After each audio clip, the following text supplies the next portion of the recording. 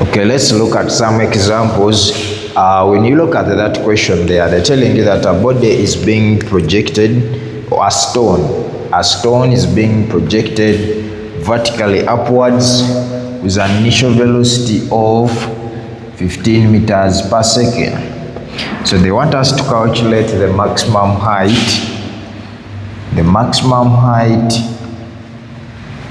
and the time taken to reach the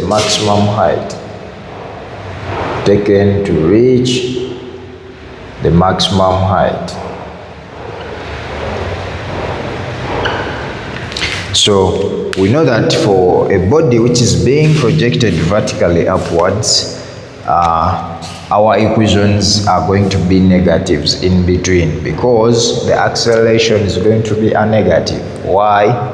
Acceleration is positive when a body is moving down the gravity. Acceleration is a vector quantity, so the direction is always put into account. So for the maximum height, we have already seen how to derive the maximum height, or we can just do it from first principles. I know that when a body is projected to attain a maximum height, this becomes the displacement or the maximum height.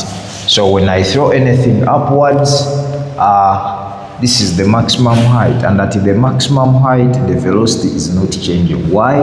Because this body stops moving, it becomes stationary. So I need to use an equation which has a final velocity v and a displacement or the distance traveled, which is s, and that equation is going to be this third equation, minus 2gh, or this is s, but I've replaced it with h to mean that. So the final velocity is 0, the initial velocity is 15 squared minus 2 times, for now let's use acceleration due to gravity as 10 times the maximum height. So this one becomes 15 squared over 20, and we have our maximum height as 225 over 20, and this gives us 12.25 meters. So when you're using the third equation, because it has the velocity, final velocity, it also has the displacement, we are using acceleration as a negative because the body is moving against gravity. The time taken to reach the maximum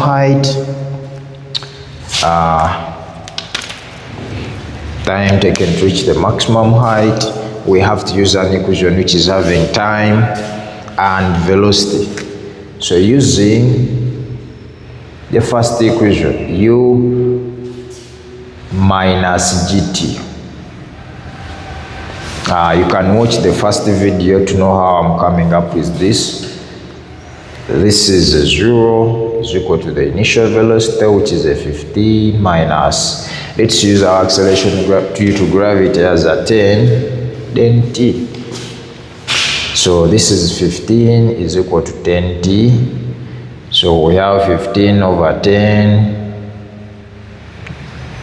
and then we have our time as 1.5 seconds. So there we are able to get the time taken to reach a maximum height. If they want the time taken for the entire motion, then it would be this value over 2. Similarly, if you don't want to use this, you can use the other formula we derived, which is u squared over g. And here for the time, you can use u over g if you know the formula. If you don't know the formulas, please do it from first principles and come up with the right answer.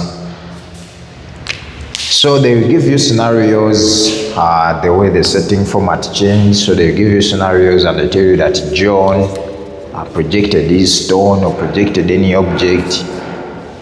You use the same concept we have applied. Thank you. Let's look at another example.